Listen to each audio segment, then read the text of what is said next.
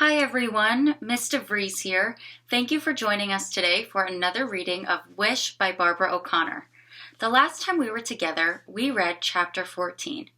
In Chapter 14, Charlie was so excited to be showing off Wishbone all around Colby. She showed Wishbone to the Odoms, to Gus and Bertha, and she was just so happy to have him. At the end of Chapter 14, something interesting happened.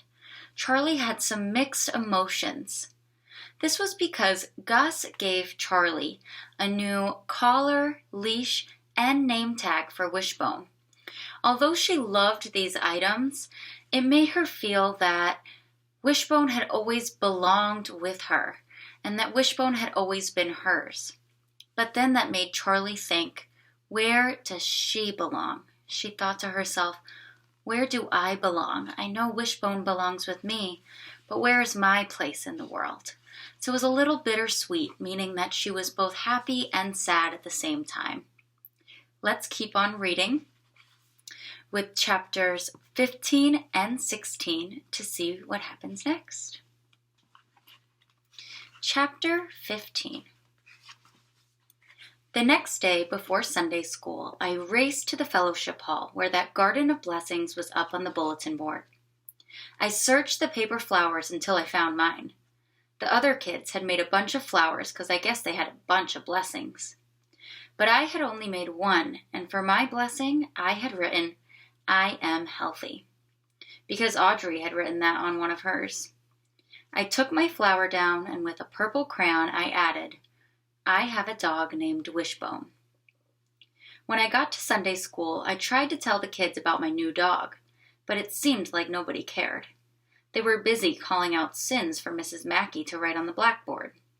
Cussing, bullying, lying, disobeying your parents. The sins were flying around that room like blackbirds in a cornfield. Charlie, Mrs. Mackey said, can you think of a sin? I bet leaving your children behind so you can start a new life is a sin. But, of course, I wasn't about to add that one to the list. So I just said, no, ma'am. What about kicking and shoving? Audrey said. Then Howard started muttering under his breath next to me, pineapple, pineapple, pineapple. And maybe it was because we were in church, but a miracle happened. I was able to push my temper down and put a lid on it. I smiled and clamped my mouth shut tight so I wouldn't say anything to ruin this miracle moment. And then another miracle floated through that Sunday school window and settled on my shoulder and nudged me to say, I shouldn't have kicked and shoved you like I did, Audrey. I'm sorry. Well, let me tell you, that took the wind right out of her sails. Her eyebrows shot up and her mouth dropped open, and then she said, that's okay. After Sunday school, on our way to the fellowship hall, Howard slapped me on the back and said, good job, Charlie. I told you that pineapple trick would work. I'd been counting the minutes until the last day of school. When it finally came, I skipped up to the bus stop in Jackie's majorette boots. I didn't care that they were hot and rubbed my blisters on my heels. I strutted up the aisle of the bus and winked at those giggling girls like Jackie had told me to. Just wink at 'em, she had said on the phone one night. That'll throw 'em for a loop and they won't know what to do. But some of those girls still giggled when I dropped into the seat next to Howard and handed him one of Bertha's banana muffins. Thanks, he said. Then he broke it in half and started picking out the raisins, placing them in a little pile on the seat between us. Wishbone dug up some beans last night, I said. Uh-oh. Howard took a bite of muffin and made a face. Then he fished a raisin out of his mouth and added it to the pile on the seat.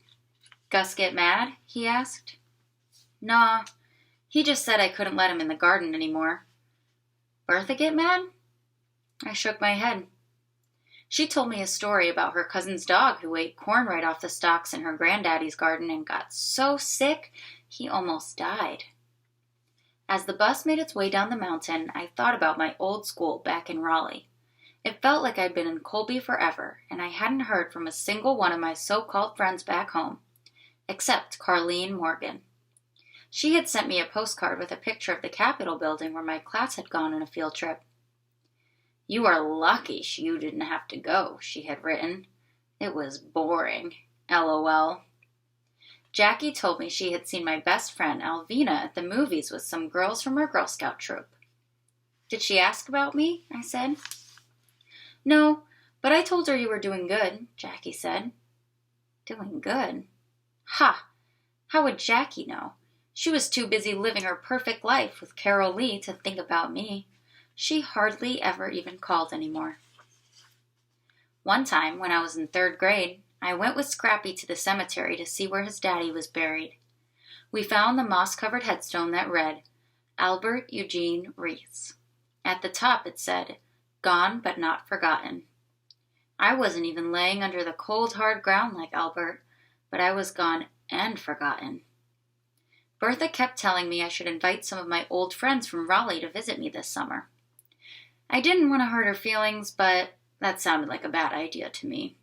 What would we do? Watch the squash grow out in the garden? Stare at Pegasus on the porch all night? Where would they sleep? Squished in my little bed with me on my Cinderella pillows?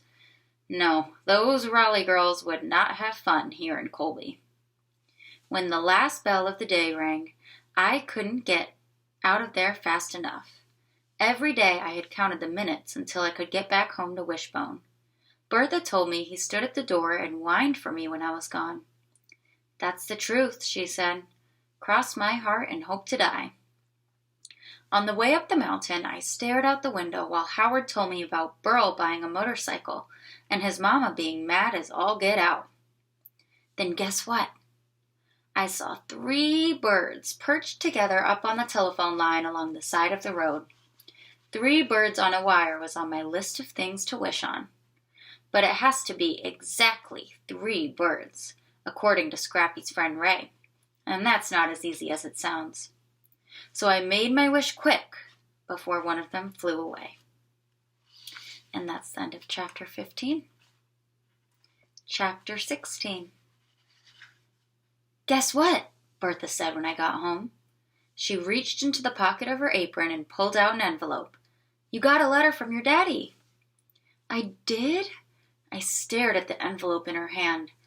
That was Scrappy's handwriting all right. Giant wiggly printing, like a 1st grader wrote it.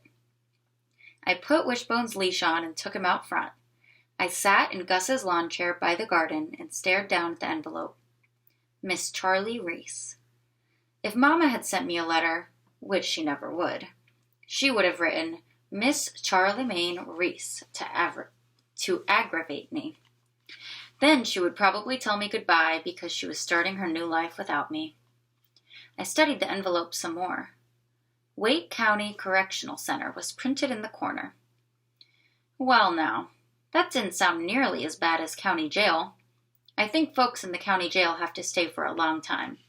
But if Scrappy was just getting corrected, maybe that wouldn't take too long. I sniffed the envelope to see if I could smell his aftershave, but I couldn't. I took out the folded notebook paper and smoothed it on my lap. "Dear Charlie, it's your old Scrappy Pappy here saying hello and how are you? I am fine. This place is okay except for the lumpy gravy and lousy pillow. Jackie came to visit and brought me Hershey bars and toothpaste. I bet you are having fun with Gus and Bertha. Tell them I will send some money when I can. Love, Scrappy." I turned the paper over to see if there was more on the back. Nope, that was it. I looked at the word love. I traced the letters with my finger. Then I folded the paper up and put it back in the envelope. The next day, I was bored by lunchtime. I'd practiced sit and stay with Wishbone. I'd helped Bertha inspect the okra to figure out how many jars we'd need for pickling. I'd looked for 4-leaf clovers over by the back porch, but I didn't find one. Then I'd share my peanut butter sandwich with Wishbone. And that was it. Nothing else to do. So I figured I'd ride Lenny's bike down to Howard's. I hooked Wishbone's leash on the handlebars, and off we went. When I got there, the Odom's house was buzzing like a beehive. Cotton was making something with sticks and rocks in the small square of shade next to the porch. Burl and Lenny were over in the driveway peering at the engine of Burl's motorcycle. Every now and then, one of them would bang on something with a wrench. Dwight was tossing a basketball into the hoop on the streetlight pole at the edge of the yard. And Howard? I couldn't believe what he was doing. A crossword puzzle. Sitting on that ratty couch on the porch doing a crossword puzzle.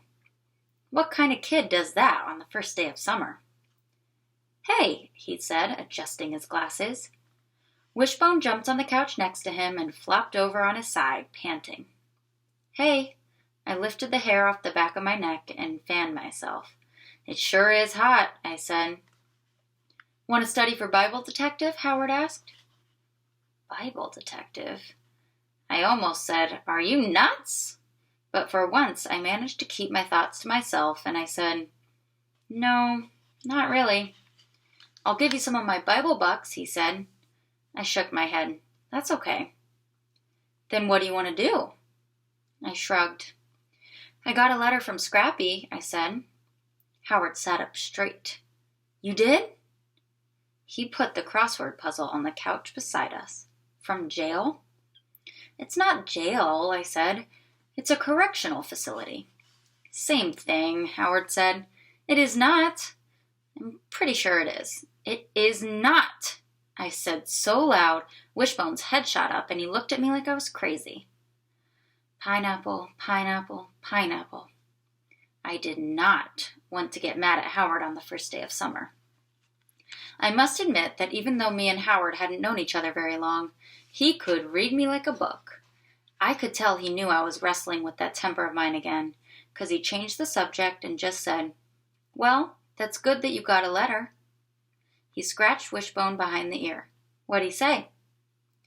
I wanted to tell Howard that Scrappy said how much he misses me and he can't wait to come home and watch Wheel of Fortune with me again. That he was going to cook up a fancy supper for Mama with candles on the table and Willie Nelson on the radio, and maybe she'd wear that red dress he loved so much. And that when Jackie got her driver's license, he was going to let her drive all of us out to the country to buy corn and strawberries at a farm stand by the side of the road. Then we'd go home and have a barbecue out in the yard. And we might even hold hands and say the blessing like Howard's family did. But I didn't tell him any of that. I told him the truth. He said they have lumpy gravy and lousy pillows, I said. That's too bad. I almost told him that Scrappy signed his letter with the word love, but then that would probably sound dumb to a boy who gets loved so much every day of his life. Hey, maybe Mama will help us make some cookies to send to him sometime. Really? Sure, Howard said. Want to go down to the creek? Okay. So me and Howard and Wishbone went behind the garage and followed the narrow trail that snaked through the cool, damp woods. I loved the earthy, mossy smell of the air and the soft tickle of the ferns that bowed down along the edges of the path.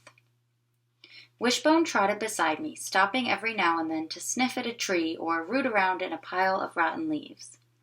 I wondered if he had been on this trail before. I bet he knew these woods better than anybody. Maybe he'd even slept under these very trees. I wanted to take his leash off and let him run free, but I was scared too. What if he decided he'd had enough of me and ran off to be a stray again? When we got to the creek, Wishbone nearly pulled me in when he jumped into the clear, gurgling water. Howard and I took off our shoes and stepped from rock to rock while Wishbone leaped and pranced, sending up splashes of cold mountain water. This feels good, I said. I know. Howard teetered on the slippery rocks, and I was sure he was going to fall in any minute. But he didn't. Wishbone let out the funniest yips and bit at the water, trying to grab the tiny minnows that darted around the rocks. Look at him, we both said at the exact same time. I jumped off the rock to the edge of the creek and motioned for Howard. Come quick, I hollered. Hook pinkies. What? Hook pinkies, I said. We both get to wish. We do? I nodded. If two people say the same thing at the exact same time, they hook pinkies and make a wish, I said. Jackie taught me that. So Howard jumped to the edge of the creek and we hooked pinkies. I closed my eyes and made my wish. Did you make a wish? I asked. No. Why not? He stooped to swish his hand in the water, making the minnows scurry away. I don't really have anything to wish for, he said. I shook my head. How could anybody not have something to wish for? I mean, even if you just wished you didn't have a wart on your thumb or that you didn't have to eat oatmeal for breakfast, it seemed to me like you could think of something to wish for. Oh, good grief, Howard, I said. There must be something. Well, actually, there is something I could wish for, he said. So we hooked pinkies again, and Howard closed his eyes. Did you make a wish? I asked. Yep. I bet I know what it is. I can't tell you or it won't come true, remember? No, you can't tell, I said, but I can. It doesn't matter if I tell. I didn't know for sure if that was true, but I think it probably was. Just don't say whether I'm right or not, I said. Okay. You wished you didn't have that up-down walk, I said. When those words left my mouth, I could practically see them hurtling through the air toward Howard, quick and sharp like razors.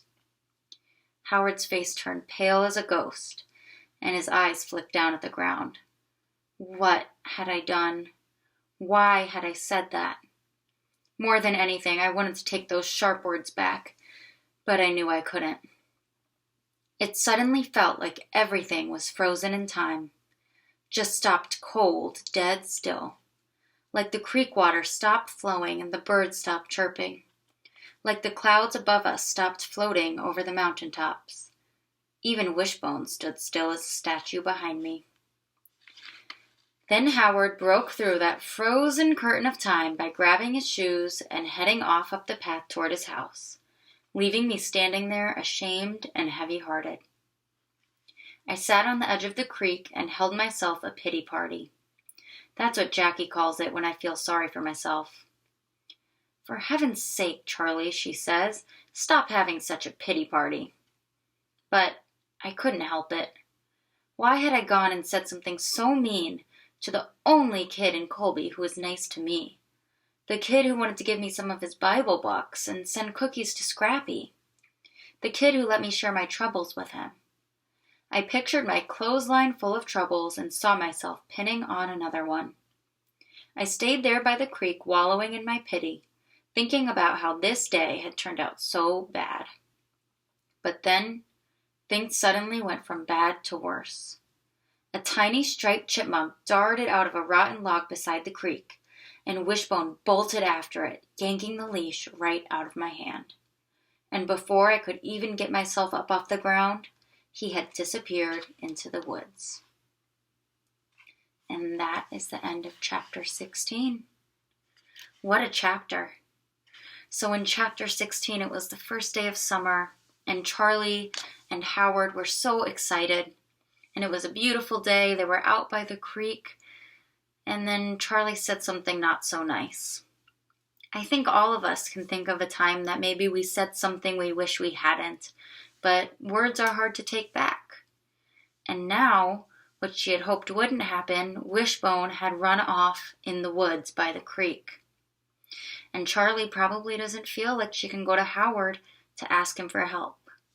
What do you think is going to happen next?